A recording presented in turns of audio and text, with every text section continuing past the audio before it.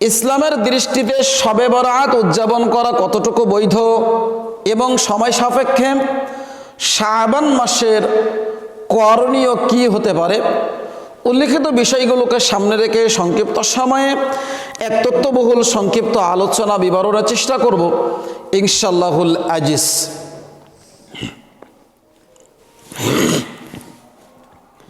সম্মানিত মসজিদের মুসল্লি, ইসলাম একটি পূর্ণাঙ্গ জীবন ব্যবস্থা, যে ইসলামকে মহান আল্লাহ সুবহানাহু ওয়া তাআলা আমাদের মুহাম্মদ রাসূলুল্লাহ সাল্লাল্লাহু আলাইহি ওয়াসাল্লামের জীবদ্দশাতেই এই ইসলামকে কমপ্লিট করে দিলেন, এই ইসলামকে পরিপূর্ণ করে দিলেন। এই ইসলামের মধ্যে কোনো কিছু সংযোজন বিয়োজন করা কোনো সুযোগ নাই। যেমন একটা গিলাস, এক গিলাসের ভিতরে আপনি পরিপূর্ণভাবে গিলাসের মুখোমুখি পর্যন্ত আপনি পানি দিলেন, এখন তারপরে যদি আপনি ওই গিলাসের মধ্যে পানি প্রবেশ করাতে চান তাহলে কি পানি থাকবে? ভিতরে থেকে পানি কি হবে? বাহিরে পড়ে যাবে। ঠিক তদ্রূপ ইসলাম রাসূল সাল্লাল্লাহু আলাইহি সাল্লাম যতদিন পর্যন্ত জীবিত ছিলেন, এই জীবিত থাকাকালীন সময়ের মধ্যেই আল্লাহ তাআলা ইসলাম কি করেছেন? কমপ্লিট করে দিয়েছেন, পরিপূর্ণ করে দিয়েছেন।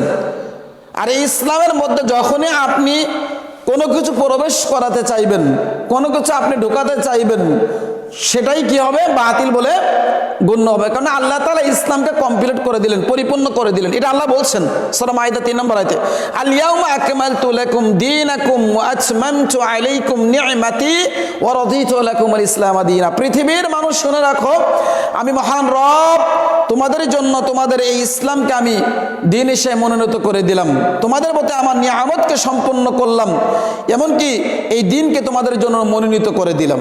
সুবহানাল্লাহ। তাহলে আল্লাহ তাআলা এই আয়াতে যেটা উপস্থাপন করলেন, আমাদেরকে জানিয়ে দিলেন যে ইসলাম হচ্ছে কমপ্লিট, এর মধ্যে কোনো কিছু সংযোজন করার বা কোনো কিছু ঢুকানোর বা কোনো কিছু বের করার কোনো সুযোগ আপনার আমার নাই। যতটুকু আল্লাহ রাসূল আমাদেরকে দিয়ে গিয়েছেন ততটুকু আমাদেরকে গ্রহণ করতে হবে, তার মধ্যে সফলতা আসবে ইনশাআল্লাহ। দেখুন আল্লাহ রাব্বুল আলামিন সূরা হাশরের 7 নম্বর আয়াতে বলছেন, ওয়ামা আতাকুমুর রাসূল ফাখুযু ওয়ামা নাহাকুম আনহু ফান্তাহু। আমার রাসূল যে দেন সেটাই তোমরা গ্রহণ করো, আর আমার রাসূল যেটা বর্জন করেন সেটাই তোমরা বর্জন করো। তাহলে আল্লাহ তাআলা আমাদের নবীকে সম্বোধন করে বলছেন, হে মুহাম্মদ, আপনি যেটা দেন আমি পৃথিবীর মানুষদেরকে বলে দিলাম তারা যেন আপনাকেই অনুসরণ করে, আপনারই আনুগত্য করে, অর্থাৎ আপনি যে ইবাদতগুলো করেছেন সেই ইবাদতগুলোই তারা যেন করে, এবং আমার রাসূল যেটা বর্জন করেছেন সেটা তোমরা কি করো? বর্জন করো। তাহলে আল্লাহ রাসূলের আনুগত্যের মধ্যেই মূলত সফলতা রয়েছে। তাহলে কোনো ব্যক্তি যদি ইসলামের মধ্যে, দ্বীনের মধ্যে এমন কোনো বিষয় প্রবেশ করায় যেটা আল্লাহ রাসূল সাল্লাল্লাহু আলাইহি ওয়াসাল্লাম থেকে প্রমাণিত নয়, সাহাবীদের থেকে প্রমাণিত নয়, খোলাফায়ে রাশিদার থেকে প্রমাণিত নয়, দেখতে যতই চাকচিক্যময় হোক না কেন, আপনি যদি রাসূল থেকে প্রমাণিত না থাকে, সাহাবীদের থেকে প্রমাণিত না থাকে, খোলাফায়ে রাশিদার থেকে প্রমাণিত না থাকে, তাহলে ফাহুয়া রাদ্দুন, তাহলে অবশ্যই সেটা বাতিল বলে গণ্য হবে। আজকের বর্তমান প্রেক্ষাপটে, বর্তমান সময়ে আজকের অসংখ্য বিদআতি আমল আজকের মানুষেরা আজকের নেকির আশায়, সওয়াবের আশায় তারা পালন করে আসছে। আপনি এই পবিত্রতার অর্জনের ক্ষেত্রে যদি চলে আসি তাহলে দেখতে পাবো আজকে আমাদের মধ্যে কিছু মুসলিম ভাইরা দেখা যাচ্ছে যখন পবিত্রতা শেষ করছে, উযু শেষ করছে, উযু শেষ করার পরে কলেমা শাহাদাত পাঠ করে, যেটা সহিহ হাদিস দ্বারা প্রমাণিত। কিন্তু কলেমা শাহাদাত পাঠ করার ক্ষেত্রে এখানে একটা বিদআতি কাজ তারা চালু করে নিয়েছে। সেটা কি? উযু করার পরে কলেমা শাহাদাত পাঠ করছে আর আকাশের দিকে এভাবে করে হাত উঠিয়ে মাথায় এভাবে করে উঁচা করে দোয়া পাঠ করছে। এটা রাসূল সাল্লাল্লাহু আলাইহি ওয়াসাল্লাম থেকে প্রমাণিত নয়। আল্লাহ রাসূল বলছেন, কোন ব্যক্তি যদি উযু করার পরে এই দোয়াটা বলে, আশহাদু আল্লা ইলাহা ইল্লাল্লাহু ওয়াহদাহু লা শারীকা লাহু ওয়া আশহাদু আন্না মুহাম্মাদান আবদুহু ওয়া রাসূলুহু, কোন ব্যক্তি যদি উযু করার পরে, পবিত্রতা অর্জন করার পরে এই দোয়া পাঠ করে, আল্লাহ রাব্বুল আলামিন তার জন্য জান্নাতের 8টা দরজায় উন্মুক্ত করে দেন। সুবহানাল্লাহ। যে কোন দরজা দিয়ে সে ইচ্ছা করলে জান্নাতের ভিতরে প্রবেশ করতে পারবে। তাহলে আপনি আমি এই দোয়াটি পড়বো স্বাভাবিকভাবেই, কিন্তু এই দোয়া পড়ার ক্ষেত্রে যদি আপনি দেখা যাচ্ছে আঙ্গুল উঁচা করেন, আকাশের দিকে এভাবে করে তাকিয়ে দোয়া পাঠ করেন, তখনই নেকির বদলে কি হবে? গুনাহ হবে। কারণ আল্লাহ রাসূল সাল্লাল্লাহু আলাইহি সাল্লাম এই পদ্ধতিতে দোয়া পাঠ করার জন্য আমাদেরকে বলেনি। আপনি আমি সালাতের ক্ষেত্রে চলে আসি। আজকের বর্তমান প্রেক্ষাপটে অধিকাংশ ব্যক্তি সালাত শুরু করছে বিদআত দিয়ে, আবার সালাত শেষ করছে বিদআত দিয়ে। কিভাবে? সালাত শুরু করছে বিদআত দিয়ে, সালাতে দাঁড়িয়েই সে নিয়ত পাঠ করছে, সালাতে দাঁড়িয়ে উচ্চ স্বরে জোরে জোরে নিয়ত পাঠ করে তারপরে সালাতে দাঁড়িয়ে যাচ্ছে। অথচ মনে রাখার চেষ্টা করবেন, রাসূল সাল্লাল্লাহু আলাইহি ওয়াসাল্লাম এই নিয়ত আপনাকে উচ্চস্বরে পড়ার জন্য বলেনি। আপনি ভালো করে বলার চেষ্টা করবেন, নিয়ত হচ্ছে করার জিনিস। নিয়ত কি? করার জিনিস। নিয়ত মুখে উচ্চারণ করে বলার জিনিস নয়। আপনি মনে করেন উদাহরণস্বরূপ আপনি আজকের জুমার সালাতের জন্য আপনি মসজিদে আসলেন, আর এই মসজিদে কি জন্য আসছেন? জুমার সালাত আদায় করবেন এই জন্য। তো আপনি মনে করেন বাড়িতে উজু করলেন, জুম্মার সালাত আদায় করতে আসবেন, এখন আপনার নিয়তটা তো অন্তরে হয়েই যাচ্ছে আপনি কি জন্য উজু করছেন। আপনি জুম্মার সালাত আদায় করবেন এই জন্য তো উজু করছেন, তারপর তো অন্তরে সংকল্প হয়েই যাচ্ছে। তাহলে এটাই হচ্ছে কি? নিয়ত। নিয়ত সংকল্পের জিনিস। নিয়ত শব্দের আবেদন অর্থ কি? সংকল্প করা। কথা বলছেন? তাহলে অন্তরে যেটা সংকল্প হবে এটাই হচ্ছে নিয়ত। আর নিয়ত মুখে উচ্চারণ করে বলার জিনিস নয়, বরং অন্তরে নিয়ত করে হচ্ছে এটা মূলত প্রতিবদ্ধ বিষয়। তাহলে আজকের বর্তমান প্রেক্ষাপটে দেখা যাচ্ছে কোনো মুসলিম ভাই দেখা যাচ্ছে জোহরের সালাত আদায় করছে, ফরজ সালাত, সে মুখে উচ্চারণ করে বলছে জোহরের 4 রাকাত ফরজ সালাত আমি আদায় করছি। আসরে ফরজ সালাত আদায় করছে, তখন সে উচ্চস্বরে নিয়ত পাঠ করে বলছে আমি আসরে 4 রাকাত ফরজ সালাত আদায় করছি। এভাবে করে রাসূল সাল্লাল্লাহু আলাইহি ওয়াসাল্লাম নিয়ত পাঠ করার জন্য বলেন। তাহলে সালাত শুরু করতে এখানে কি দিয়ে? বিদআত দিয়ে। আবার দেখা যাচ্ছে সালাত যখন শেষ হয়ে যায়, সালাত শেষ হলে সম্মিলিতভাবে 2 হাত উঠিয়ে সকলকে নিয়ে ইমাম সাহেব সম্মিলিতভাবে মোনাজাত করছে, এটাও রাসূল সাল্লাল্লাহু আলাইহি সাল্লাম থেকে প্রমাণিত নয়। তাহলে এটাও আপনি কি করলেন? সালাত শুরু করলেন বিদআত দিয়ে, সালাত শেষ করলেন বিদআত দিয়ে। এরকম আপনি আমি যদি হজের ক্ষেত্রে চলে যাই, অসংখ্য বিদআতি কর্ম আমাদের দ্বারা হচ্ছে। আমরা যদি জানাজার বিষয়ে চলে যাই, তাহলে জানাজার সালাতের পরে দেখা যাচ্ছে মাটি দেওয়ার পরে সম্মিলিত হবে সকল মুসল্লিদেরকে নিয়ে, দেখা যাচ্ছে ইমাম সাহেব মোনাজাত ধরছেন, বা দেখা যাচ্ছে মৃত কেন্দ্রিক 3 দিনে খাওয়ানো হয়, 4 দিনে খাওয়ানো হয়, 7 দিনে খাওয়ানো হয়, 40 খাওয়ানো হয়, এরকম দিনক্ষণ নির্ধারণ করে এই যে মৃত ব্যক্তি কেন্দ্রিক খাওয়ানো হচ্ছে, এটাও স্পষ্ট বিদআত। এই বিদআতগুলো আজকে তন্দ্রে তন্দ্রে আজকের মানুষের মধ্যে আজকে জর্জরিত হয়ে রয়েছে। এই বিদআতগুলো থেকে আমাদের বেরিয়ে আসতে হবে।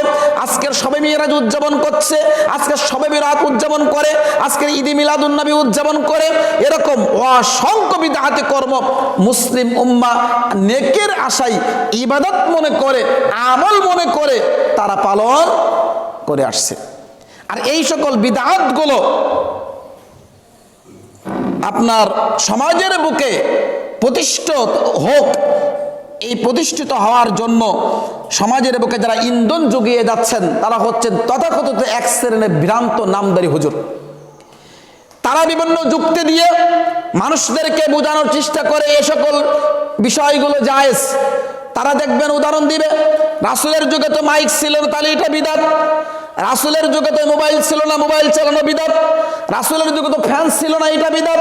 রাসূলের যুগে তো এই টাইস ছিল না, টাইসে সালাত আদায় করে, এটা বিদআত।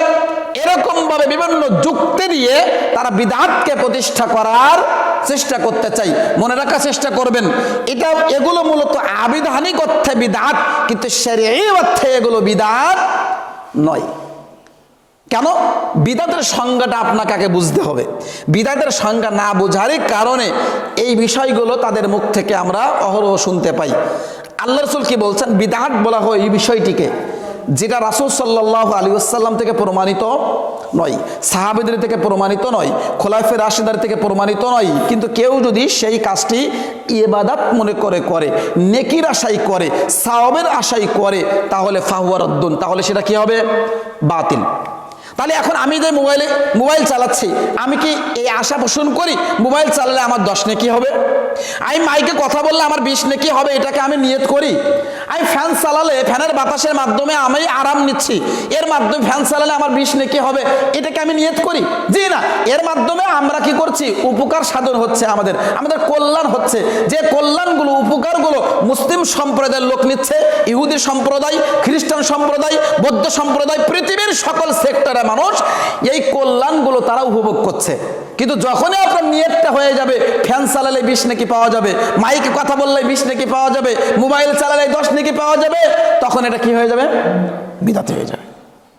তাহলে মনে রাখার চেষ্টা করবেন, এগুলো আমরা কি ইবাদত মনে করি না, এগুলো আমরা এর মাধ্যমে কল্যাণ হচ্ছে আমাদের, কথা বলছেন, উপকার সাধিত হচ্ছে। কিন্তু যখনই আপনি কোনো ইবাদত নেকির আশাই করবেন, সাওয়াবের আশাই করবেন, সেটার অনুমোদন আল্লাহ রসুলের থেকে দেওয়া থাকতে হবে। যদি আল্লাহ রসুল থেকে দেওয়া না থাকে তাহলে সেটা আপনি কি করবেন? ছুঁড়ে ফেলে দিতে হবে। আর আপনি যদি রাসূল থেকে প্রমাণিত না হওয়ার পর ইবাদত মনে করেন, তাহলে সেটা কি হবে? বিদআত হয়ে যাবে। আল্লাহ নবী সাল্লাল্লাহু আলাইহি ওয়াসাল্লাম বিদআতের পরিণাম দেখেন কত ভয়াবহ বলছেন, ওয়াশাররুল উমুরি মুহদাসাতুহা ওয়া কুল্লু বিদআতিন দালালাহ। প্রত্যেক বিদআতই হচ্ছে ভ্রষ্টতা। আর নাসাইর বর্ণনায় বলা হচ্ছে ওয়া কুল্লু জালালাতিন ফিন্নার, আর প্রত্যেক বিদআতের পরিণামই হচ্ছে জাহান্নাম। তাহলে বিদআত যদি করা হয় তাহলে তার পরিণাম কি হবে? জাহান্নাম। দেখুন আবু তুফাইল রাদিয়াল্লাহু তাআলা আনহুমা তিনি বলেন, 4422 নম্বর হাদিস নাসাই গ্রন্থের ভিতরে, মিশকাতের 4070 নম্বর হাদিস। আবু তুফাইল রাদিয়াল্লাহু তাআলা আনহু আলী রাদিয়াল্লাহু তাআলা আনহুর কাছে প্রশ্ন করলেন, বললেন যে আপনি আমাদের মাঝে এমন একটা বিষয় সম্পর্কে শেয়ার করুন, উপস্থাপন করুন, যে বিষয়টি রাসূল সাল্লাল্লাহু আলাইহি ওয়াসাল্লাম শুধুমাত্র আপনার সাথেই অন্যান্য সাহাবাদের অনুপস্থিতিতে আপনার সাথে আলোচনা করেছেন।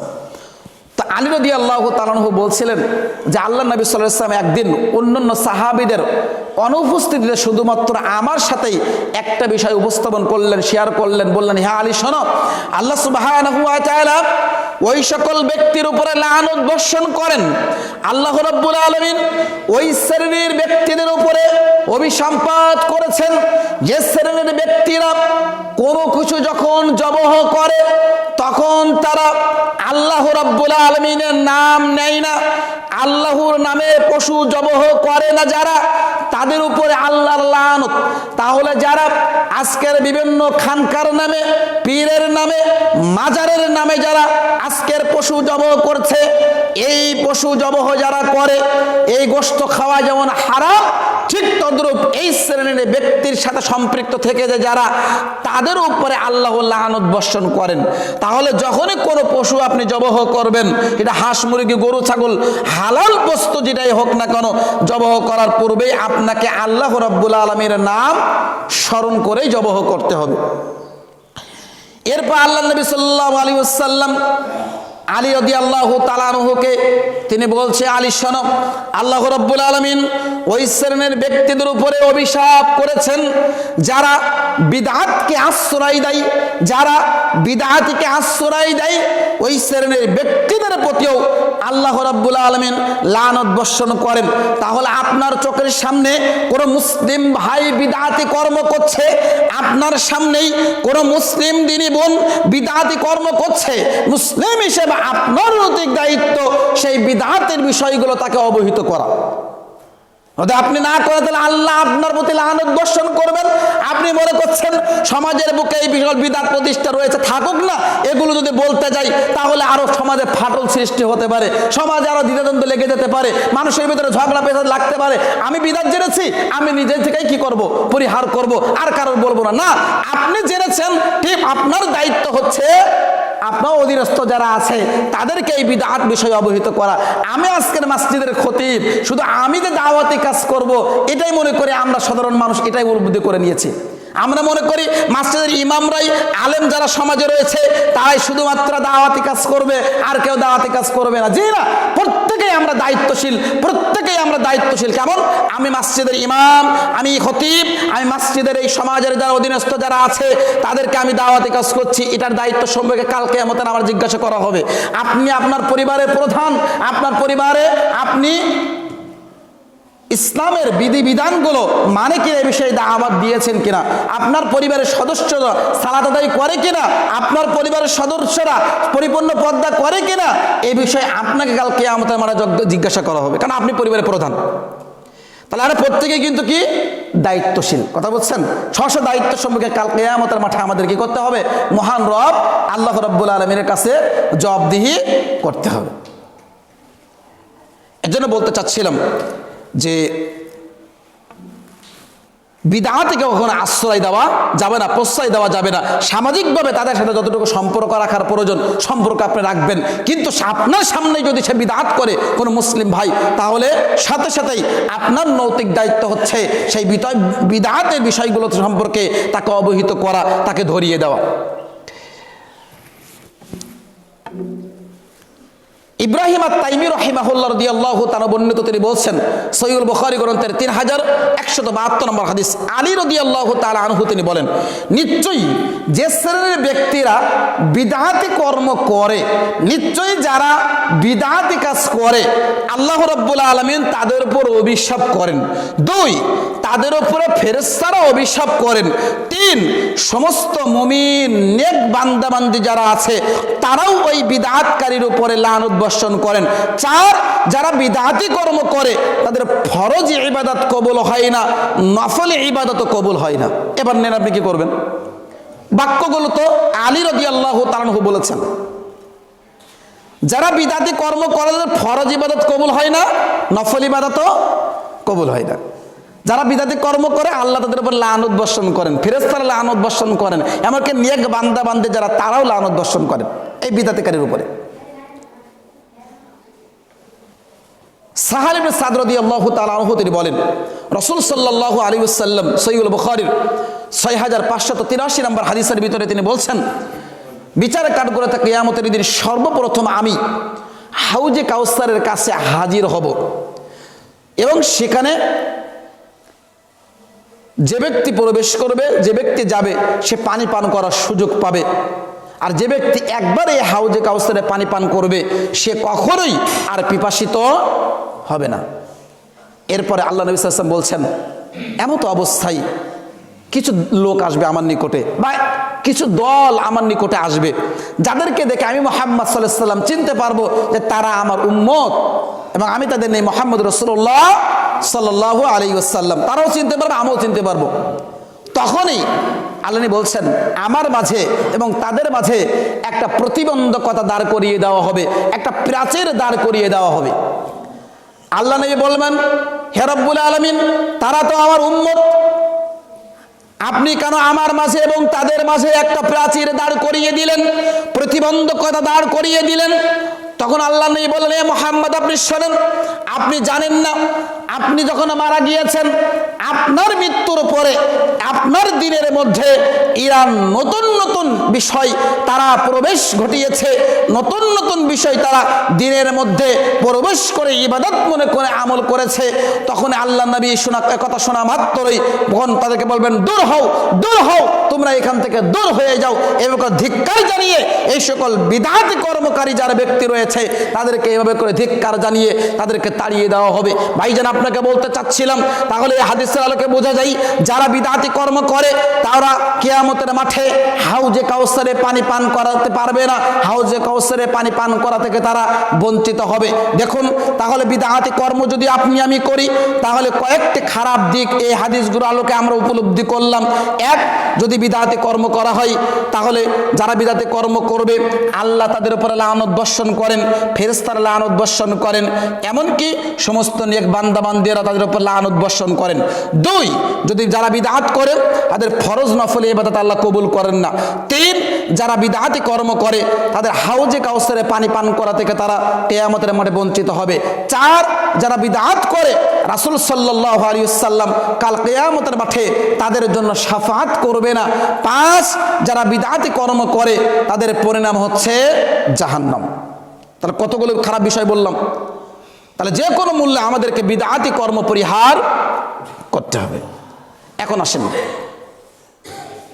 আজকের বর্তমান প্রেক্ষাপটে, বর্তমান সময়ে এরকম অসংখ্য বিদআতি কর্ম আমাদের সমাজে প্রচলিত রয়েছে। তার মধ্যে একটা অন্যতম বিদআতি কর্ম হচ্ছে শবে বরাত। কি বললাম?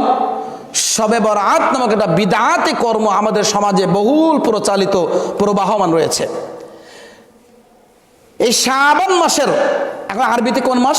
শাবান মাস, অর্থাৎ রমাদানের আগের মাস। তো এই শাবান মাসের 14 তারিখ দিবাগত, অর্থাৎ 15 তারিখের আগের রাত, মানে 14 তারিখ দিবাগত রাত, এই 15ই শাবান অধিকাংশ ব্যক্তিরা শবে বরাত মনে করে ইবাদত বান্দিকে তারা করে থাকে। তাহলে শাবান মাসের যে আসল কর্মসূচি, যে সুন্নাহগুলো রয়েছে আল্লাহ রসুল থেকে প্রমাণিত, আল্লাহ রসুল করার জন্য বলেছেন, সেই সুন্নাহগুলোকে আজকের পদদলিত করে আজকের আমলের দোহাই দিয়ে শবে বরাত নামক বিদআতি অনুষ্ঠান আমাদের সমাজে প্রচলিত রয়েছে। তো আমরা সংক্ষিপ্ত সময়ে এই বিদআতি কর্মের পরিচয় এবং উৎপত্তি এবং যারা এটা করে তারা কোন নিয়তে করে এই বিষয়গুলো সম্পর্কে আমরা ধারাবাহিকভাবে কিছু কথা বলার চেষ্টা করব। আল্লাহ তাআলা আমাদের উক্ত বিষয়ের উপরে কিছু কথা বলার এবং আপনাদের কিছু কথা শ্রবণ করার তৌফিক দান করুন। সকলে বলি আমিন। প্রথমত আমরা জানবো শবে বরাতের পরিচয় এবং তার উৎপত্তি কোথা থেকে হলো। শবে বরাত এই শব্দটি হচ্ছে একটা যৌগিক শব্দ। এটা দুটো শব্দের সমন্বয়ে গঠিত। কয়টা শব্দ? দুটি শব্দ। একটা হচ্ছে শব, আরেকটা হচ্ছে বরাত। একটা হচ্ছে কি? শব, আর একটা কি? বরাত। তাহলে শবে বরাত, এই দুইটা শব্দ মিলে হয় কি? শবে বরাত। এই শব শব্দটি হচ্ছে ফার্সি শব্দ, যার অর্থ হচ্ছে রাত বা রজনী। আর বরাত শব্দের এই শব্দটি হচ্ছে আরবি শব্দ, যার অর্থ হচ্ছে সম্পর্কহীনতা, বিমুক্তি বা নির্দোষ প্রমাণিত হওয়া। তাহলে আমরা দুইটা শব্দের কিন্তু দুইটা অর্থ আমরা পেলাম। একটা অর্থ কি পেলাম?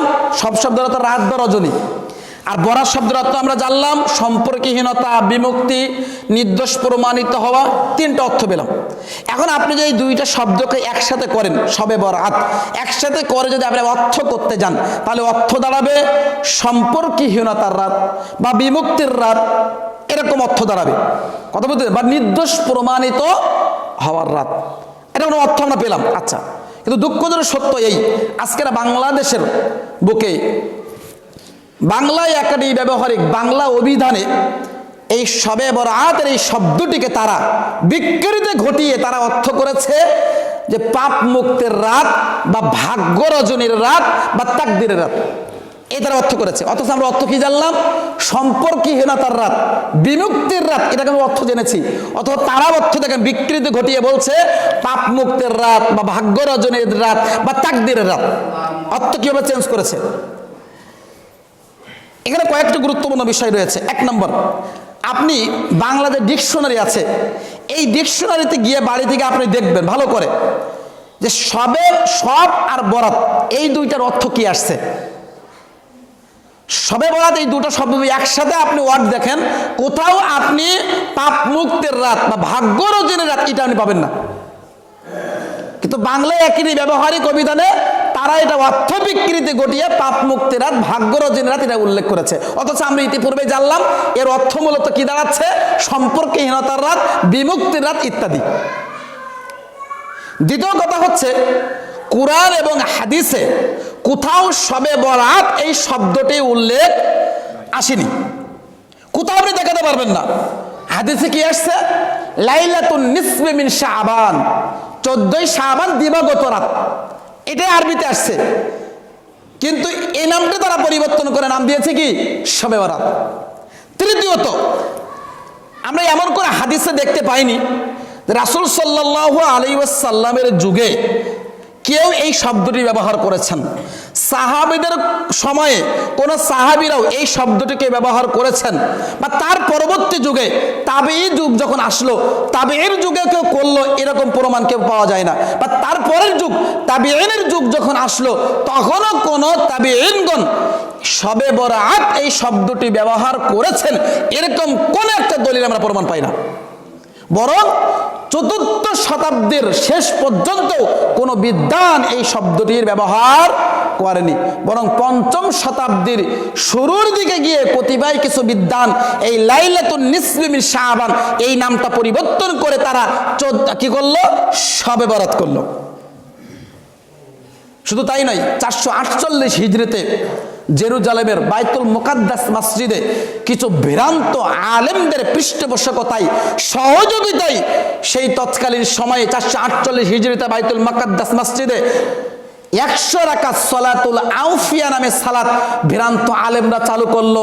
সেই সময় থেকেই এই ভ্রান্ত আলেমদের পৃষ্ঠপোষকতার মাধ্যমে সমাজের বুকে এই শবে বরাত নামক বিদআতি অনুষ্ঠানটা চালু হয়ে আসছে, উদযাপন এক শ্রেণীর ব্যক্তিরা করে আসছে।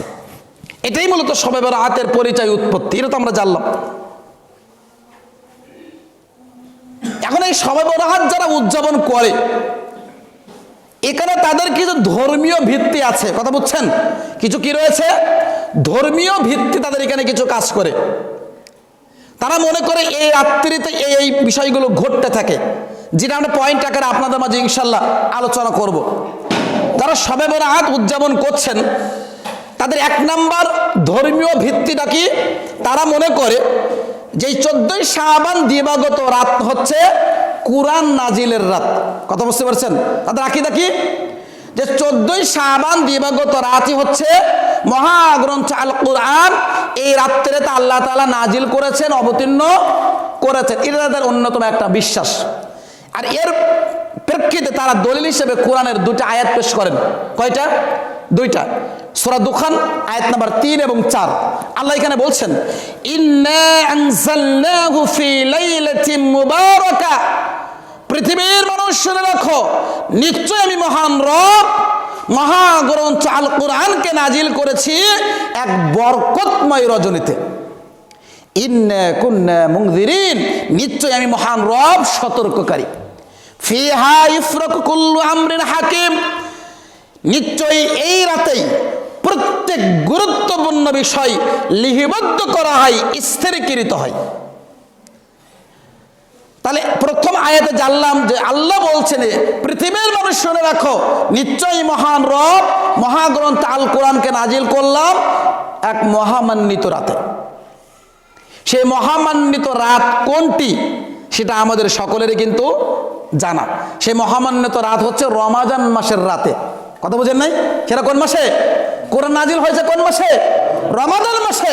তাহলে রমাদান মাসের রাতেই সেই সম্মানিত মাস রাতটা কি রয়েছে। অথবা তাদের দাবি কি যে এখানে লাইলাতে মুবারাকা, বরকতময় রজনী বলতে তারা বুঝে নিল 14ই শাবান দিবাগত রাত।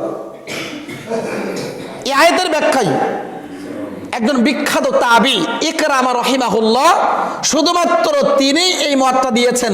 তিনি আয়াতের ব্যাখ্যা করতে গিয়ে বলছেন যে এখানে লাইলাতে মুবারাকা শব্দ দ্বারা আল্লাহ রাব্বুল আলামিন 14ই শাবান দিবাগত রাতকে তিনি বুঝিয়েছেন। অর্থাৎ 14ই শাবান দিবাগত রাতে আল্লাহ রাব্বুল আলামিন কোরআনুল কারীমকে তিনি নাজিল করেছেন। এটা কার মত? শুধুমাত্র একজন প্রখ্যাত তাবি ইকরামা রাহিমাহুল্লাহর মত। অথচ ইকরামা রাহিমাহুল্লাহর এই মতটিকে বড় বড় যারা তাফসীর কারক আছেন, প্রসিদ্ধ মুফাসসির আছেন, কোন মুফাসসির এই বিখ্যাত তাবি ইকরামা রাহিমাহুল্লাহর মতটিকে গ্রহণ করেনি। প্রত্যেকেই তার এই মতটিকে নাকচ করে দিয়েছেন, বাতিল বলে উল্লেখ করেছেন। যেমন আপনি দেখেন, যুগশ্রেষ্ঠ একজন মুহাদ্দিস তাফসীর কারক আল্লামা বাগাবী রাহিমাহুল্লাহ, তিনি তার তাফসীরে বাগাবীর 6 নম্বর খণ্ডের 227 নম্বর পৃষ্ঠায় এ সম্পর্কে তিনি আলোচনা করতে গিয়ে বলছিলেন যে সূরা দুখানের 3 নম্বর আয়াতে লাইলাতি মুবারাকা শব্দ দ্বারা আল্লাহ রাব্বুল আলামিন এখানে বরকতময় রজনী বলতে কদরের রাতকে বুঝিয়েছেন। এছাড়া আল্লামা কুরতুবী রাহিমাহুল্লাহ, তিনি তার তাফসীরে কুরতুবীর 16 নম্বর খণ্ডের 125 নম্বর পৃষ্ঠায়ও তিনিও এখানে লাইলাতে মুবারাকা শব্দ দ্বারা কদরের রাতকে বুঝিয়েছেন। শুধু তাই নয়, এছাড়া আল্লামা শাওকানী রাহিমাহুল্লাহ, তিনি তার ফাতহুল কাদির তাফসীর গ্রন্থ ফাতহুল কাদিরের 6 নম্বর খণ্ডের 422 নম্বর পৃষ্ঠায় তিনিও এখানে লাইলাতে মুবারাকা শব্দ দ্বারা তিনি লাইলাতুল কদরকে বুঝিয়েছেন। শুধু তাই নয়, তাফসীর ইবনে কাসির রাহিমাহুল্লাহ, যিনি তাফসীরের প্রণেতা, তিনিও বলছেন তার তাফসির ইবনে কাসিরের 7 নম্বর খণ্ডের, যেখানে আপনার আমাদের মসজিদে আছে তাফসিরের গ্রন্থটি, এখানে আছে দেখবেন 7 নম্বর খণ্ডের পৃষ্ঠা নম্বর 445, তিনিও এখানে স্পষ্টভাবে উল্লেখ করেছেন, স্পষ্টভাবে লিখেছেন যে লাইলাতুল মুবারাকা শব্দ দ্বারা আল্লাহ রাব্বুল আলামিন এখানে কদরের রাতকে বুঝিয়েছেন। তাহলে এরকম বড় বড় যারা তাফসির কারক, মুফাসসির কারক আছেন, প্রত্যেকেই তাদের তাফসিরে এখানে এই লাইলাতুল মুবারাকা শব্দ দ্বারা তারা অর্থ কি করেছেন? কদরের রাতকে বুঝিয়েছেন। তাহলে শুধুমাত্র একজন বিখ্যাত তাবি ইকরামা রহিমাহুল্লাহ তিনি মত পেশ করেছেন কি, যে 14ই শাবান দিবাগত রাতেই আল্লাহ তাআলা কোরআনকে নাজিল করেছেন, লাইলাতুল মুবারাকা দ্বারা 14ই শাবান দিবাগত রাতকে বুঝিয়েছেন। তার মত এটা। অধিকাংশ মুফাসসির তার এই মত কি করেছেন? নাকচ করে দিয়েছেন, বাতিল বলে উল্লেখ করেছেন। এখন আসেন, আপনি আমি যদি এবার কোরআনের কাছে প্রশ্ন করি, কোরআনের কাছে যদি আমরা প্রশ্ন করি, কোরআন তুমি জানিয়ে দাও তুমি কোন মাসে নাজিল হয়েছ, কোরআন আপনার প্রশ্নের জবাব কিন্তু দিয়ে দিবে। খোলেন আপনি পবিত্র কোরআনুল কারীম সূরাতুল বাকারা 2 নং পারা 7 নং পৃষ্ঠার আয়াত নম্বর 185। আল্লাহ বলছেন, শাহরু রমাদান আল্লাযী উনজিলা ফীহিল কুরআন হুদাল লিন-নাসি ওয়া বায়্যিনাতিম মিনাল হুদা ওয়াল ফুরকান। আল্লাহ বলছেন এই সেই রমাদান মাস, যে রমাদান মাসে আমি মহান রব কোরআনকে নাজিল করেছি। কেন নাজিল করলাম? এই কোরআন থেকে মানুষ যেন সত্য মিথ্যা পার্থক্য করতে পারে, সঠিক আলোর দিশা জেনে তার জীবনকে সাজাতে পারে। মানুষের হেদায়েতের জন্য আমি মহান রব এই কোরআনকে নাজিল করলাম। সুবহানাল্লাহ। তাহলে কোরআন আপনাদের দলিল, আপনার আমার দলিল দিল না? তাহলে কোরআন নাজিল হয়েছে কোন মাসে? রমাদান মাসে। এবার যদি কোরআনের কাছে আপনি প্রশ্ন করেন, কোরআন তুমি আমাদেরকে জানিয়ে দাও তুমি তো রমাদান মাসে নাজিল হলে, এখন রমাদান মাসে তুমি কি দিনে নাজিল হয়েছ নাকি রাতে নাজিল হয়েছ? কোরআন আপনার প্রশ্নের জবাব দিচ্ছে সূরা দুখারের 3 নম্বর আয়াত, ইন্না আনজালনাহু ফি লাইলাতিন মুবারাকাহ, নিশ্চয়ই আমি মহান আল্লাহ তাআলা কোরআনকে নাজিল করলাম এক বরকতময় রজনীতে। সুবহানাল্লাহ। তাহলে এখান থেকে দলিল আমরা পেলাম না? তাহলে কোরআন নাজিল আল্লাহ তাআলা রাত্রিতে নাজিল করলেন। এবার যদি আপনি কোরআনের কাছে প্রশ্ন করেন, কোরআন তুমি তো রাতে নাজিল হলে, সেই রাতটি কোন রাত এটা আমাদেরকে জানিয়ে দাও। কোরআন এবার বলে দিচ্ছে সূরাতুল কদর, আপনি দেখেন 1 নম্বর আয়াত, ইন্না আনজালনাহু ফি লাইলাতিল কদর, নিশ্চয়ই আমি আল্লাহ তাআলা এই মহাগ্রন্থ আল কোরআনকে কদরের রজনীতে নাজিল করেছি। সুবহানাল্লাহ। তাহলে দেখেন কোরআন আল্লাহ তাআলা রমাদান মাসে নাজিল করলেন এবং সেটা দিনে না রাতে? রাতে নাজিল করলেন, এবং সেই রাতটি কোন রাত? লাইলাতুল কদরের রাত। সুবহানাল্লাহ, সুবহানাল্লাহ।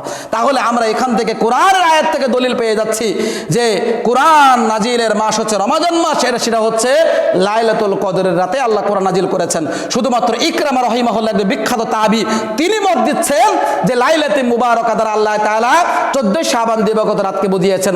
অত ইকরামার এই মতটি সম্পূর্ণ কোরআন আয়াতের বিরোধী, তাফসীর কারক যারা রয়েছে তাদেরও বিরোধী। এখন আপনি সচেতন মুসলিম হিসাবে আপনি কোনটি গ্রহণ করবেন?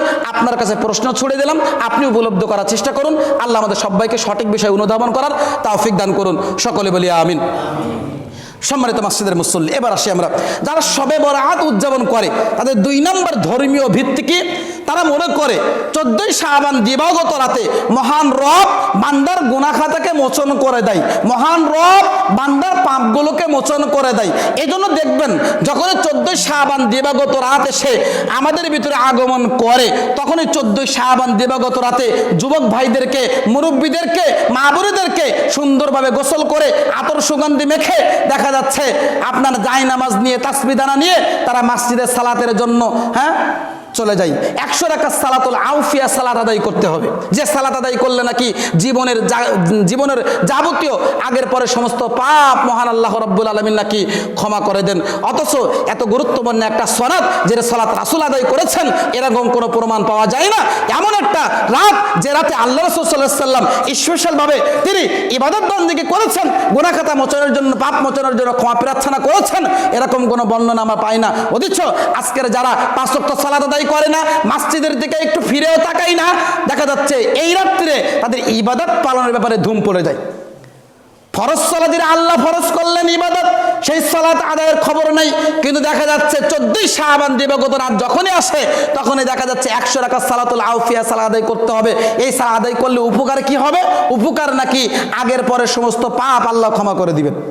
অত মনে রাখার চেষ্টা করবে। এ মর্মে যে হাদিসগুলো আমরা দেখতে পাচ্ছি, এই হাদিসগুলো মুনকার, এই হাদিসগুলো আমলযোগ্য নয়। এর মধ্যে একটা হাদিস আপনাদেরকে বলি। আলী রাদিয়াল্লাহু তাআলা আনহু তিনি বলছেন, রাসূল সাল্লাল্লাহু আলাইহি ওয়াসাল্লাম বলেছেন, হাদিসটি কিন্তু সহিহ নয়, একটু বলছি ভালো করে শুনবেন। আলী রাদিয়াল্লাহু বলছেন, আল্লাহ নবী সাল্লাল্লাহু আলাইহি ওয়াসাল্লাম বলেছেন, যখন মধ্য শাবান আসবে অর্থাৎ 15ই শাবান যখন তোমাদের ভিতরে আগমন করবে, তখন তোমরা দিনে কি করো? সিয়াম পালন করো, এবং রাতে তোমরা রাত জেগে জেগে সালাত আদায় করবে। কেননা মহান রব এই রাত্রিতে স্পেশালভাবে আল্লাহ রাব্বুল আলামিন সপ্তম আসমানে থেকে প্রথম আসমানে বান্দার খুব নিকটবর্তী হয়ে যান, এবং বান্দাদেরকে আল্লাহ লক্ষ্য করে বলেন, কে আছে ক্ষমা প্রার্থী আমার কাছে ক্ষমা চাইবে, আমি তাকে ক্ষমা করব। কে আছে রুজি প্রার্থী আমার কাছে রুজি চাইবে, আমি তাকে রুজি দিব। কে আছে অসুস্থ, সুস্থতার জন্য আমার কাছে দোয়া করবে, আমি মহান রব তাকে সুস্থতা করে দিব। হাদিসের অর্থগুলো খুবই চমৎকার নয় ভাইজান? কথা বলেন, হাদিসের অর্থগুলো কি ভালো নয়? অর্থগুলো ভালো, কিন্তু এই হাদিসটি আমলযোগ্য নয়। কেন আমলযোগ্য নয়? তার ভিতরে কয়েকটা কারণ রয়েছে। তার ভিতরে 1 নম্বর, ভালো করে শোনেন, 1 নম্বর এই হাদিসটা আমলযোগ্য না হওয়ার পিছনে 1 নম্বর কারণ হচ্ছে, এই হাদিসের সনদে একজন রাবি আছেন। কি আছে? রাবি আছেন। এই হাদিসের সনদে একজন রাবি আছেন, যিনি হাদিস জাল করতো। কি করতো? হাদিস জাল করতো। এখন যিনি হাদিস বর্ণনা করবেন, একটা সত্য কিন্তু উসুল, যিনি হাদিস বর্ণনা করবেন তার সম্পর্কে বিশেষ করে তার চারিত্রিক সার্টিফিকেট সুন্দর থাকতে হবে। কথা বলতে পেরেছেন? কিন্তু সে যেহেতু হাদিস জাল করতে, এরকম অন্যান্য যারা তাফসীর কারক আছেন তারা সকলে তার সম্পর্কে মন্তব্য করেছেন। তা যেহেতু তিনি হাদিস জাল করতো, তাহলে এক চান্সে কি তার হাদিস গ্রহণযোগ্য নয়। যার নাম হচ্ছে আব্দুল্লাহ মুহাম্মদ ইবনে আবু সাবরা, এই একজন রাবি আছেন। তো তার সম্পর্কে আহমদ ইবনে হাম্বাল রাহিমাহুল্লাহ, যিনি 10 লক্ষ হাদিসের হাফেজ। সুবহানাল্লাহ! কত হাদিস? 10 লক্ষ হাদিস। আমরা কোরআনে হাফেজের কথা শুনেছি না? পুরা কোরআন 114টা সূরা যে মুখস্থ করতে পারে তাকে কি বলা হয়? হাফেজে কোরআন বলা হয়, তাই না? অথচ তিনি কত জ্ঞানের অধিকারী! সুবহানাল্লাহ! আহমদ ইবনে হাম্বাল রাহিমাহুল্লাহ, যিনি 10 লক্ষ হাদিস মুখস্থ করেছেন। আল্লাহু আকবার! তিনি কত মেধা, কত পণ্ডিত্য অর্জন করেছেন। তিনি এই ব্যক্তি সম্পর্কে আলোচনা করে বলছেন যে তিনি হচ্ছে হাদিস জাল করত। তাহলে যিনি হাদিস জাল করত তার হাদিস গ্রহণযোগ্যতা পাবে? একইভাবে যাকে যুগশ্রেষ্ঠ মুহাদ্দিস বলা হয়েছে, যিনি মারা গিয়েছেন 1999-98 দিকে, আলবানী রাহিমাহুল্লাহ, এই যুগশ্রেষ্ঠ মুহাদ্দিস, তিনিও তার সম্পর্কে আলোচনা করতে গিয়ে বলছেন তিনি হাদিস জাল করত। একইভাবে ইমাম বুখারী রাহিমাহুল্লাহ, তিনি তার সম্পর্কে আলোচনা করতেন তিনি হাদিসে দুর্বল ছিলেন। ইমাম নাসাই রাহিমাহুল্লাহ তার সম্পর্কে আলোচনা করতে বলছেন তার হাদিস পরিত্যাজ্য। এরকম তাফসীর কারক যারা আছেন প্রত্যেকেই এই মুহাম্মদ ইবনে আবি সাবরা সম্পর্কে তারা খারাপ মন্তব্য করেছেন। তাহলে 1 সূত্রে কি বুঝলাম আমরা? তার হাদিস গ্রহণযোগ্য নয়। দ্বিতীয়ত, এই হাদিসটি গ্রহণযোগ্য না হওয়ার পিছনে 2 নম্বর কারণ হচ্ছে, এটা সম্পূর্ণভাবে এই হাদিসটি সহিহ হাদিসের বিরোধী। কি বললাম? এই হাদিসটি সহিহ হাদিসের বিরোধী। কেন? সহিহ হাদিসে আমরা কি বলেছি ইতিপূর্বে অনেকবার এই হাদিসটা আপনাদের মধ্যে উপস্থাপন করেছি। 145 নম্বর হাদিস সহিহুল বুখারী বিদেশে চালানি বলছেন, প্রতি রাতের শেষ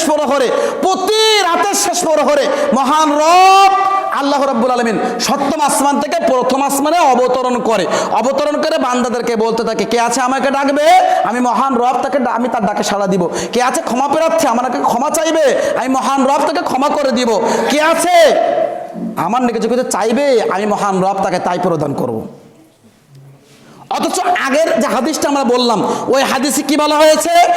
স্পেশাল ভাবে শুধুমাত্র 14ই শাবান দিবাগত রাতে মহান আল্লাহ তাআলা দুনিয়ার আসমানে অবতরণ করেন। আর সহিহ হাদিসে আমরা কি জানলাম? প্রতি রাতের শেষ প্রহরে আল্লাহ তাআলা দুনিয়ার আসমানে অবতরণ করেন। এখন বলেন তো উপকার বেশি কোনটাই? একদিন রাতে নেমে আসলো আর প্রতি রাতে যেটা নেমে আসে, এইটা বেশি উপকার না ওইটা বেশি উপকার? নিঃসন্দেহে প্রতি রাতে মহান রব যে নেমে আসছে এটাই কি আমাদের জন্য বেশি উপকার নয়? তাহলে আমরা কি এক্ষেত্রে আমরা বলতে পারি যে আমাদের মহান রব আল্লাহ সুবহানাহু ওয়া তাআলা প্রতি রাতের শেষ প্রহরে নেমে আসেন, আর তাদের রব শুধুমাত্র বছরের একটা দিন নির্দিষ্ট করে নেমে আসে? আমরা তো এটা বুঝতে পারছি, তাই না? তারা তাদের দাবি অনুপাতে তাদের রব শুধুমাত্র একদিন নেমে আসে দুনিয়ার আসমানে এক বছরের মধ্যে, আর আমাদের মহান রব প্রতি রাতের শেষ প্রহরে বান্দার পাপ মোচনের জন্য, বান্দার ইচ্ছা পূরণের জন্য আল্লাহ রাব্বুল আলামিন নেমে আসছেন। তাহলে আপনাকে স্পেশাল ভাবে কেন ভাইজান পাপ মোচনের জন্য 14 শাবান দিবাগত রাতকে আপনাকে বেছে নিতে হবে? আপনাকে কেন 14 শাবান দিবাগত রাত বেছে নিতে হবে? কেননা আল্লাহ তাআলা প্রতি রাতের শেষ পর্যন্ত বান্দার ক্ষমার জন্য, পাপ মোচনের জন্য নেমে আসছেন। আপনি যে কোনো রাতে উঠে মহান রবের নিকটে 2 চোখের পানি ঝরিয়ে দিয়ে ক্ষমা প্রার্থনা করেন, নিশ্চয়ই আল্লাহ রাব্বুল আলামিন আপনার পাপকে মোচন করে দিবেন। তাহলে যারা বিশ্বাস করছেন 14 শাবান দিবাগত রাতই হচ্ছে বান্দার পাপ মোচনের রাত, গুনাহ খাতা মোচনের রাত, তাদের এই আকীদা সম্পূর্ণ ভ্রান্ত আকীদা। বরং বছরে প্রত্যেকটা দিনই হচ্ছে মহান রব আল্লাহর নিকটে দোয়া করলে আল্লাহ ক্ষমা করে দেবেন। কারণ আল্লাহ রাব্বুল আলামিন মুসলিম উম্মাহর বান্দার খুব নিকটবর্তী আছেন। সূরা বাকারা 186 নম্বর আয়াত আল্লাহ বলছেন, উদউনি আস্তাজিব লাকুম, পৃথিবীর মানুষ তোমরা আমাকে ডাকো, আমি মহান রব তোমাদের ডাকে সাড়া দিব। ওয়াইদা সাআলাকা ইবাদি আন্নী ফাইন্নী করিব, হে মুহাম্মদ আপনি শোনেন, আমার বান্দারা আপনার কাছে জিজ্ঞাসা করছে আমি মহান রব কোথায় অবস্থান করি, ফাইন্নী করিব, আপনি আমার বান্দাদেরকে জানিয়ে দিন, ফাইন্নী করিব, আমি মহান রব, আমি আমার বান্দার খুব কাছাকাছি অবস্থান করি, খুব নিকটবর্তী অবস্থান করি। সুবহানাল্লাহ। তাহলে আল্লাহ তো আমাদের খুব নিকটবর্তী আছেন, তাই না? তাহলে আপনি আমি কেন এভাবে করে একটা রাতকে নির্দিষ্ট করে নিব? যে কোনো সময় আপনি মহান রবের নিকটে পাপ মোচনের জন্য 2 হাত উঠিয়ে মহান রবের নিকটে চোখের পানি জড়িয়ে দিয়ে ক্ষমা প্রার্থনা করুন, নিশ্চয়ই আল্লাহ রাব্বুল আলামিন আপনার পাপ মোচন করবেন। আল্লাহ রাব্বুল আলামিন আমাদের সবাইকে সহি পদ্ধতিতে দোয়া করা তৌফিক দান করুন, ইবাদত করা তৌফিক দান করুন, সকলে বলেন আল্লাহুম্মা আমিন।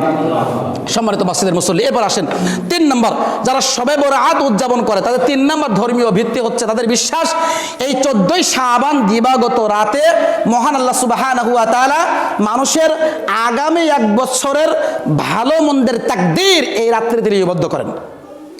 আগামী 1 বছর, ওই বাচ্চাগুলো একটু ফেরাবেন, বাইরের থেকে একটু নিয়ে আসবেন, ভিতরে কথা বলছে।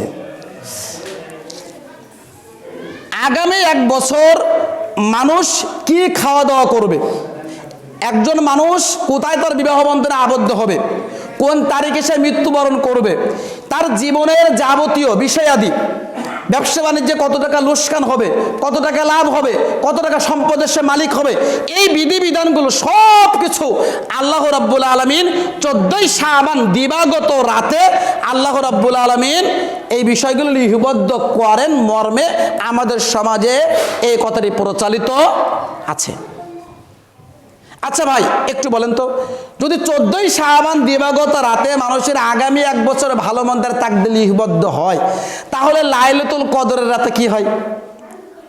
কথা বুঝেনি মনে হয়? লাইলাতুল কদরের রাতে তাহলে কি হয়? যদি 14 শাবান দিবাগত রাতে মানুষের আগামী 1 বছর ভালো মন্দের তাকদীর লিপিবদ্ধ হয়, তাহলে লাইলাতুল কদরের রাতে কি হয়?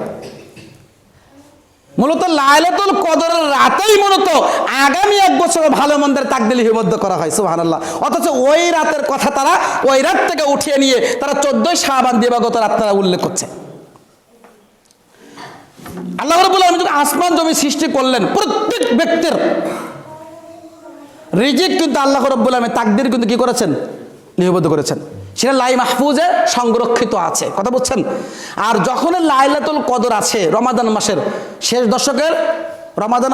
শেষ দশকের বেজোর যে 5টা রাত আছে, এর মধ্যে সেই লাইলাতুল কদরটা আছে। কথা বুঝতে পারছেন? তো ওই লাইলাতুল কদরের রাত্রি যখন আগমন করে তখন আল্লাহ সুবহানাহু ওয়া তাআলা ফেরেশতাদেরকে ডাক দেন, ডেকে আমার আগামী 1 বছর কি খাওয়া দাওয়া হবে, ওটা বসা হবে, কোথায় আমার মৃত্যুবরণ হবে, আপনার কোথায় কি হবে, সব কিছু ফেরেশতাদের হাতে সেটা কি করেন আল্লাহ রাব্বুল আলামিন এভাবে লিখে লিপিবদ্ধ করে ফেরেশতাদের হাতে দায়িত্ব দিয়ে দেন। এবং সেই দায়িত্ব পাওয়ার পরে তারা সেটা নিয়ে কি করেন দুনিয়ায় তারা নেমে আসেন। কথা বুঝতে পেরেছেন? এটা তো হচ্ছে লাইলাতুল কদরের বিষয়। অথচ সেই বিষয়টিকে আজকের আমরা কি করেছি, উল্টিয়ে আমরা 14 শাবান দিবাগত রাতে আমরা নিয়ে এসেছে। আবার আল্লাহ রাব্বুল আলামিন বলছেন সূরা কমারের 52-53 নম্বর আয়াতে, ওয়াকুল্লু শাইইন ফাআলুহু ফিজ জুবুর ওয়াকুল্লু সাগীরিন ওয়া কাবীরিন মুস্তাতার। প্রতি মানুষ শুনে রাখো, আমি মহান রব, তোমরা যে কর্মগুলো করো, এই কর্মগুলো ভালো কর্ম, খারাপ কর্ম, তারপরে দেখা যাচ্ছে ছোট কর্ম বা বড় কর্ম, প্রত্যেকটি কর্মই আমি আল্লাহ রাব্বুল আলামিন তোমাদের আমলনামায় লিপিবদ্ধ করে রেখেছি। তাহলে আপনি আমি যে কর্ম করছি এটা কি করেছে আল্লাহ তাআলা আমলনামায় কি করেছেন? লিপিবদ্ধ করে রেখেছেন। আবার আল্লাহ নবী সাল্লাল্লাহু আলাইহি ওয়াসাল্লাম সহিহ মুসলিম মিশকাতের হাদিস নাম্বার 79 এখানে বলছেন আল্লাহ রাব্বুল আলামিন আসমান জমিন সৃষ্টির 50,000 বছর পূর্বে মানুষের তাকদীর আল্লাহ রাব্বুল আলামিন লিপিবদ্ধ করে রেখেছেন। আর এই তাকদীরটা কি হয়? যখন লাইলাতুল কদর আসে তখন এখান থেকে ওই তাকদীর থেকে আগামী 1 বছরের তাকদীর আবার কি করা হয়? পুনরায় লিপিবদ্ধ করে ফেরেশতাদের দায়িত্ব দিয়ে পৃথিবীতে প্রেরণ করা হয়। সম্মানিত উপস্থিতি, সুতরাং এটা হচ্ছে লাইলাতুল কদরের বিষয়। লাইলাতুল কদর রাত্রিতে বেশি বেশি করে ইবাদত বান্দিগি করার চেষ্টা করবেন। 14 শাবান দিবগত রাতে মানুষের আগামী 1 বছর ভালো মন্দ তাকদীর লিপিবদ্ধ হয় মর্মে যে কথা প্রচলিত রয়েছে, এটা হচ্ছে ভ্রান্ত কথা। এটা থেকে আমাদের বেরিয়ে আসতে হবে। আল্লাহ আমাদের তৌফিক দান করুন, সকলে বলি আল্লাহুম্মা আমিন। সম্মানিত মসজিদের মুসল্লি, এরপরে দেখেন 4 নম্বর যে ধর্মীয় ভিত্তিটা এখানে কাজ করে, সেটা হচ্ছে যারা শবে বরাত উদযাপন করছে তাদের বিশ্বাস যে 14 শাবান দিবগত রাতে মৃত ব্যক্তিদের আত্মাগুলি, মৃত ব্যক্তিদের রূহগুলি সাময়িকভাবে ইল্লিন অথবা সিজ্জিন থেকে ছাড়া পেয়ে তারা তাদের স্ব বাড়িতে চলে আসে বা তাদের কবরস্থানে চলে আসে। এই জন্য দেখবেন যে সকল মহিলা বিধবা রয়েছে, এই বিধবা মহিলারা তারা দেখা যাবে বিভিন্ন প্রকারের ভালো ভালো খাবারের আয়োজন করে, রান্নাবান্না করে তারা পরিবেশন করে। বাড়ির ভিতরে দেখা যাচ্ছে ঘরের মধ্যে এগুলোকে তারা পরিবেশন করে, দেখা যাচ্ছে ভালো লাইটিংয়ের ব্যবস্থা করে, আলোকসজ্জা করে, আগরবাতি জ্বালাই, ধূপবাতি জ্বালাই, এই সকল কাজগুলো করে তারা রাত অতিবাহিত করে। আকীদা বিশ্বাস তার মৃত ব্যক্তির স্বামীর আত্মার রূহ তার বাড়িতে চলে আসবে। এটা সম্পূর্ণ কি সহি আকীদা নাকি ভ্রান্ত আকীদা? ভ্রান্ত আকীদা। কোন মুসলিম ঘরের সন্তান আগরবাতি, ধূপবাতি, মোমবাতি এগুলোকে বাড়ি জ্বালাতে পারে? এগুলো কাদের রীতি ভাইজান বলেন তো? হিন্দুয়ানি প্রথা। হিন্দুরা যখন পূজা করে তখন দেখবেন কি করে? আগরবাতি, মোমবাতি, ধূপবাতি জ্বালায় না? তাহলে আজকে আমরা মুসলিমরা অমুসলিমদের কালচার আজকে করছে, ধারণ করছে। আল্লাহ নবী কি বলছে? মান তাশাব্বাহা বিকওমিন ফাহুয়া মিনহুম। যে জাতি অন্য কোনো জাতির সাথে মিল রেখে, সাদৃশ্য রেখে কোনো কাজ করবে, বিচারে কাঠগড়াতে কিয়ামতের দিন তাদের সাথে তার হাসর নাসর হবে। তাহলে আপনি যদি হিন্দুদের সাথে মিল রেখে আপনি কোনো কাজ করেন ভাইজান, আপনি যদি ইহুদের সাথে মিল রেখে কোনো কাজ করেন ভাইজান, তাহলে মনে রাখতে হবে ইহুদিদের সাথে আপনার বিচার হবে, হিন্দুদের সাথে আপনার কি হবে?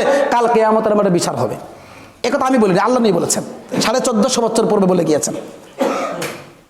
আর এই আকীদায় যারা বিশ্বাসী যে 14 শাবান দিবগত রাতে মৃত ব্যক্তি আত্মার রূহ বলে ফিরে আসে বাড়িতে, তাদের এখানে দলিল হিসেবে তারা কোরআনের 2টা আয়াতকে পেশ করে। কয়টা আয়াত? 2টা আয়াত পেশ করে। সূরাতুল কদরের আয়াত নাম্বার 4 এবং 5, যেখানে আল্লাহ কি বলছেন? তানাজ্জালুল মালাইকাতু ওয়ার রূহু ফিহা বিইذনি রাব্বিহিম মিন কুল্লি আমর সালামুন হিয়া হাত্তা মাতলাইল ফজর। এই সেই রাত্রিতে অসংখ্য অগণিত ফেরেশতা দুনিয়াতে আগমন করেন, এমনকি রূহু আগমন করেন। সেটা আল্লাহ সুবহানাহু ওয়া তাআলার আদেশ ক্রমে, অনুমতি ক্রমে।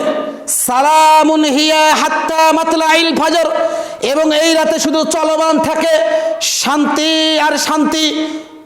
কতক্ষণ পর্যন্ত? মাতলাইল ফজর, ফজর উদয় হওয়ার পূর্ব পর্যন্ত। এখন এখানে সেই রাত বলতে কোন রাতকে বোঝানো হয়েছে এটা আমাদের সকলেরই জানা। সেই সূরাতুল কদরের 1, 2 এবং 3 এই 3টে আয়াত যদি আপনি বাড়িতে গিয়ে তরজমা কোরআন বাড়িতে দেখেন তাহলে কিন্তু আপনি জানতে পারবেন সেই রাত বলতে কোন রাত বোঝানো হয়েছে। এখানে লাইলাতুল কদরের রাতকে বোঝানো হয়েছে। আর এখানে রূহু বলতে জিবরিল আমিনকে বোঝানো হয়েছে। কত বুঝতে পেরেছেন? রূহু বলতে কাকে বোঝানো হয়েছে? জিবরিল আলাইহিস সালাতু ওয়াস সালামকে বুঝিয়েছেন। বরং জিবরিল আলাইহিস সালাতু ওয়াস সালামের নেতৃত্বে অসংখ্য অগণিত ফেরেশতা এই লাইলাতুল কদরের রাত্রিতে কি করেন? দুনিয়াতে অবতরণ করেন, নেমে আসেন এবং লাইলাতুল কদরের রাত্রে রাত জেগে জেগে যারা সালাত আদায় করছে, কোরআন তেলাওয়াত করছে, জিকির আজগার করছে, ক্ষমা প্রার্থনা করছে, এই ফেরেশতা মণ্ডলী তাদের রহমতের ডানা দিয়ে তাদেরকে পরিবেষ্টন করে রাখেন, রহমতের ডানা দিয়ে তাদেরকে ঘিরে রাখেন এবং এই রাতে চলমান থাকে শান্তি আর শান্তি ফজর উদয় হওয়ার আগ পর্যন্ত। জোরে বলি সুবহানাল্লাহ। তাহলে এটা কোন রাত ভাইজান? লাইলাতুল কদরের রাত। অথচ দেখা যাচ্ছে এখানে যখনই রূহ শব্দটি ব্যবহার এসেছে তখনই এক শ্রেণীর ব্যক্তিরা বুঝে নিল এখানে রূহ বলতে মনে হয় মৃত ব্যক্তিদের আত্মার রূহ বোঝানো হয়েছে। অথচ রূহ বলতে কোনো তাফসীর কারক মুফাসসিরগণ কেউ মৃত ব্যক্তি আত্মা করেনি, বরং প্রত্যেকেই তাদের তাফসীরে এই রূহ শব্দ দ্বারা জিবরিল আলাইহিস সালাতু ওয়াস সালামকে বুঝিয়েছেন। সুতরাং এই উপলক্ষ করে আপনি যদি মৃত ব্যক্তিদের আত্মা বাড়িতে ফিরে আসে, এই উপলক্ষ করে এই বিশ্বাস নিয়ে যদি আপনি বাড়িতে মোমবাতি, ধূপবাতি, আগরবাতি জ্বালান বা তাদের মাগফিরাত কামনায় কবরস্থানে গিয়ে কবর জিয়ারত করেন বা বিভিন্ন ভালো ভালো খাবারের আয়োজন করেন, মিলাদ মাহফিলের আয়োজন করেন, নিঃসন্দেহে এটা হচ্ছে বিদআতি কর্ম হবে। সুতরাং আসুন আমরা বিদআতি কর্মকে পরিহার করার চেষ্টা করি। আল্লাহ আমাদের সবাইকে সেই তৌফিক দান করুন। সকলে বলি আল্লাহুম্মা আমিন। সম্মানিত উপস্থিতি, আমরা আলোচনার একেবারে শেষ পর্যায়ে চলে এসেছি। আজকের আলোচনার শেষ পয়েন্ট, যারা শবে বরাত উদযাপন করে তাদের 5 নম্বর ধর্মীয় ভিত্তি হচ্ছে 15ই শাবান যখন আগমন করে 15 তারিখ, তখন তারা দিনের বেলা সিয়াম পালন করে। কি পালন করে ভাইজান? সিয়াম পালন করে, রোজা রাখে। বিশেষ করে যারা মুরব্বী আছেন ভালো করে শুনবেন, মনে রাখার চেষ্টা করবেন। রাসূল সাল্লাল্লাহু আলাইহি ওয়াসাল্লাম 15ই শাবান শবে বরাতের নিয়তে তিনি সিয়াম পালন করেছেন, এ মর্মে কোনো একটা সহিহ সনদে দলিল প্রমাণ পাওয়া যায় না। মনে রাখার চেষ্টা করবেন, সিয়াম একটি গুরুত্বপূর্ণ ইবাদত। মুহাম্মদ সাল্লাল্লাহু আলাইহি ওয়াসাল্লাম রমাদান মাসের সিয়ামের বাহিরে তিনি যে সকল দিনগুলোতে বেশি বেশি নফল সিয়াম পালন করতেন, সেই সিয়ামগুলো সম্পর্কে আমরা হাদিসের মাধ্যমে জানতে পারি। যেমন আল্লাহ নবী সাল্লাল্লাহু আলাইহি ওয়াসাল্লাম রমাদানের বাহিরে তিনি বেশি বেশি করে শাওয়াল মাস যখন আগমন করতো, রমাদানের পরের মাস 6টি সিয়াম পালন করতেন। যে সিয়াম পালন করলে আগামী 1 বছর সিয়াম পালন করলে যত নেকি হয় তত নেকি আল্লাহ তার আমল নামে লিপিবদ্ধ করে দেন। সুবহানাল্লাহ। এছাড়া আল্লাহ নবী সাল্লাল্লাহু আলাইহি ওয়াসাল্লাম যখনই জিলহজ মাস আগমন করত তখন রাসূল সাল্লাল্লাহু আলাইহি ওয়াসাল্লাম 1 থেকে 9 তারিখ পর্যন্ত সিয়াম পালন করতেন। আল্লাহ নবী সাল্লাল্লাহু আলাইহি ওয়াসাল্লাম 8ই আরাফার দিন, অর্থাৎ যেদিন আরাফা হবে সেই দিন রাসূল সাল্লাল্লাহু আলাইহি ওয়াসাল্লাম সিয়াম পালন করতেন। যেদিন আমাদের বাংলাদেশে 8 তারিখ জিলহজ্জের, সৌদি আরবে সেদিন হয় 9 তারিখ। ওই 9 তারিখ অনুপাতে আপনি সিয়াম রাখবেন, যে সিয়াম রাখলে আল্লাহ নেই বলছেন আগামী 1 বছর, পিছনের 1 বছর, 2 বছরের গুনাহ আল্লাহ ক্ষমা করে দেয় একটা সিয়ামের মাধ্যমে। সুবহানাল্লাহ। তাহলে এই সিয়াম রাখতে পারেন। আল্লাহ নবী সাল্লাল্লাহু আলাইহি ওয়াসাল্লাম যখনই মুহররম মাস আগমন করত 9 তারিখ, 10 তারিখ আল্লাহ রাসূল সাল্লাল্লাহু আলাইহি ওয়াসাল্লাম সিয়াম পালন করতেন। আল্লাহ নবী সাল্লাল্লাহু আলাইহি ওয়াসাল্লাম সপ্তাহে 2টি সিয়াম রাখতেন, সোমবার, বৃহস্পতিবার। এটা আপনি রাখতে পারেন। আল্লাহ নবী সাল্লাল্লাহু আলাইহি ওয়াসাল্লাম প্রতি চন্দ্র মাসে, আরবি মাসের 13, 14, 15 এই 3 দিন আল্লাহ রাসূল সিয়াম পালন করতেন। সম্ভবপর হলে আপনি এই সকল সিয়াম রাখতে পারেন। তাহলে আমরা রাসূল সাল্লাল্লাহু আলাইহি ওয়াসাল্লাম রমাদানের বাহিরে কোন সকল দিনগুলিতে তিনি নফল সিয়াম পালন করতেন সেগুলো আমরা কিন্তু সহিহ হাদিসের মাধ্যমে আমরা উপলব্ধি করতে পারছি, জানতে পারছি। কিন্তু নির্দিষ্ট করে আল্লাহ নবী সাল্লাল্লাহু আলাইহি ওয়াসাল্লাম 15ই শাবান স্পেশাল ভাবে শবে বরাতের নিয়তে তিনি সিয়াম পালন করেছেন, এ মর্মে কোন একটা সহিহ সনদের দলিল প্রমাণ আমরা পাইনি। আজকের বর্তমান প্রেক্ষাপটে মুরব্বীদের বোঝানো খুব কঠিন হয়ে যায়, মা বোনেদের বোঝানো খুব কঠিন হয়ে যায়। তারা মনে করে, তারা বলে যে আমি তো খারাপ কিছু করছি না, আমি সালাত আদায় করব রাত জেগে জেগে, আমি তো খারাপ কিছু করছি না, আমি সিয়াম পালন করব, তাহলে এটা আমার গুনাহ কেন হবে? ভাইজান ভালো করে বুঝেন, বিদআতের সংজ্ঞাটা আমাদেরকে বুঝতে হবে। বিদআতের সংজ্ঞাটা বুঝতে হবে। দোষের কথাটা আমি বলিনি, কে বলে গিয়েছেন? আল্লাহ নবী বলে গিয়েছেন। আল্লাহ নবী বলছেন যে ইবাদত তোমরা করবা সেই ইবাদতটার ব্যাপারে দলিল থাকতে হবে। আমি করেছি কিনা, আমার সাহাবারা করেছে কিনা, বা খোলাফায়ে রাশিদিন করেছে কিনা, যদি করে সেটা সুন্নাহ হবে, নেকি হবে। আর যদি আমার থেকে দলিল না থাকে, পৃথিবীর মানুষ শুনে রাখো, তাহলে ফাহুয়া রদ্দুন, তাহলে সেটা বাতিল বলে গণ্য হবে। তাহলে আমরা তো প্রমাণ পাচ্ছি না যে আল্লাহ নবী সাল্লাল্লাহু আলাইহি ওয়াসাল্লাম 15ই শাবানে তিনি স্পেশালভাবে তিনি সিয়াম পালন করেছেন। সুতরাং এই সিয়াম পালন করাতে বিরত থাকার চেষ্টা করবেন। তবে উল্লেখ্য যে আপনি যদি সপ্তাহে 2টি সিয়াম পালন করার ব্যাপারে অভ্যস্ত থাকেন, সোমবার বৃহস্পতিবার। তাহলে মনে করেন সোমবার 15ই শাবান পড়ে গিয়েছে মনে করেন, তাহলে আপনি সিয়াম পালন করতে পারেন কোন নিয়তে ভাইজান? সাপ্তাহিক সিয়ামের নিয়তে। কথা বুঝেন নাই? মনে করেন বৃহস্পতিবার আপনি সিয়াম রাখছেন, ওই দিন শবে বরাতের 15 তারিখ পড়ে গিয়েছে, আপনি সিয়াম পালন করতে পারেন কোন নিয়তে? সাপ্তাহিক সিয়াম পালন করবেন ওই নিয়তে। মনে করেন আপনি প্রতি চন্দ্র মাসে 3টি সিয়াম রাখেন, 13, 14, 15, তো 15 তারিখ তো মধ্য শাবান এসে যাচ্ছে, আপনি সিয়াম পালন করতে পারেন কোন নিয়তে? ওই প্রতি চন্দ্র মাসের সিয়াম পালন করছেন ওই নিয়তে। কথা বুঝতে পারছেন? এটা আইয়ামুল বিদ। কিন্তু যখনই আপনার নিয়ত হয়ে যাবে নির্দিষ্টভাবে একটা সিয়াম আমি রাখছি এটা শবে বরাতের নিয়তে, তখন এটা কি হয়ে যাবে? বিদাত হয়ে যাবে। আর বিদাতের পরিণাম আমি কি বলেছিলাম?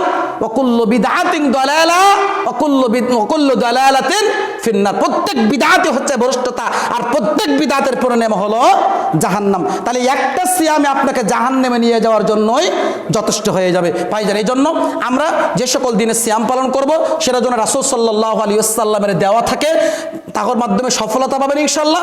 আল্লাহ রাব্বুল আলামিন আমাদের সবাইকে কোরআন সুন্নাহর আলোকে সহি পদ্ধতিতে রাসূল যে দিনে সিয়াম পালন করেছেন সেই দিনে সিয়াম পালন করা তৌফিক দান করুন। সকলে বলি আল্লাহুম্মা আমিন। সম্মানিত উপস্থিতি, সময় যেহেতু স্বল্পতা, আর কথা দীর্ঘায়িত করতে চাচ্ছি না, আমরা সংক্ষিপ্ত সময়ে শবে বরাতের পরিচয়, উৎপত্তি এবং শবে বরাত কেন্দ্রিক যে সকল ধর্মীয় ভিত্তি আমাদের সমাজে কাজ করে সেগুলো নিয়ে আমরা ধারাবাহিকভাবে সংক্ষিপ্ত আকারে আলোচনা করার চেষ্টা করেছি। আল্লাহ রাব্বুল আলামিন আমাদের সবাইকে এই সকল বিদআতি কর্মগুলোকে পরিহার করার তৌফিক দান করুন। আল্লাহুম্মা আমিন। আমাদের নিকটতম আত্মীয় স্বজন, পাড়া প্রতিবেশী যদি এই বিদআতি কর্মের সাথে সম্পৃক্ত থাকে, আমরা যেন দাওয়াতি কাজের মাধ্যমে তাদেরকে নসিহা করে এই বিদআত থেকে তাদেরকে যেন ফিরিয়ে আনতে পারি। আল্লাহ যেন আমাদের সেই তৌফিক দান করেন। সকলে বলি আল্লাহুম্মা আমিন। আল্লাহ তুই বড় দয়াবান,